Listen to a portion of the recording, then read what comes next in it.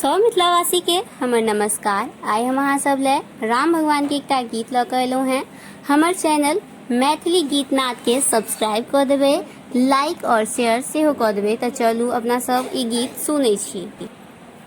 एहन सुंदर कोमल राम बन कऽ के देलक गे माई।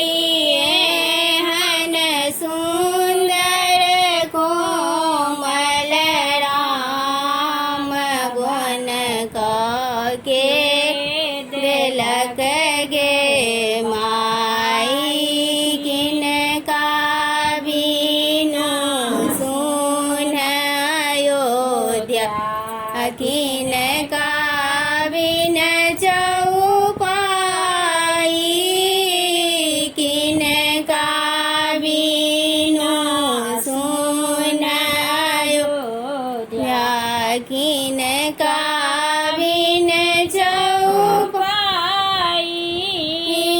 किनका बिनु सुन रसोइया, किनका बिनु सुन रसोइया। के भोजन बनाई मन कऽ के भेजलक गे माई। एहन सुंदर कोमल राम बन कऽ के देलक गे माई। रामचंद्र बिनु सुन अयोध्या, रामचंद्र बिनु सुन अयोध्या। लक्ष्मण बिन चौपाई, लक्ष्मण बिन चौपाई।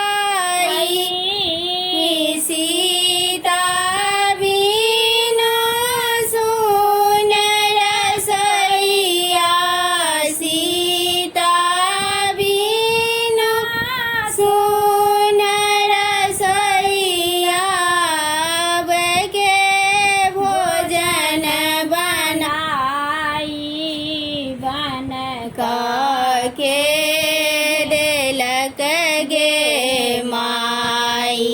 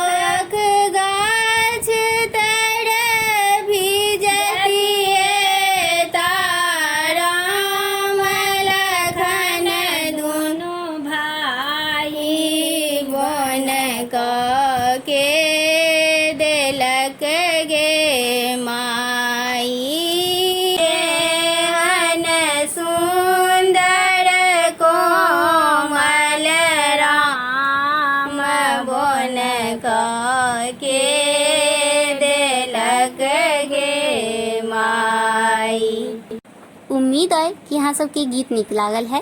धन्यवाद।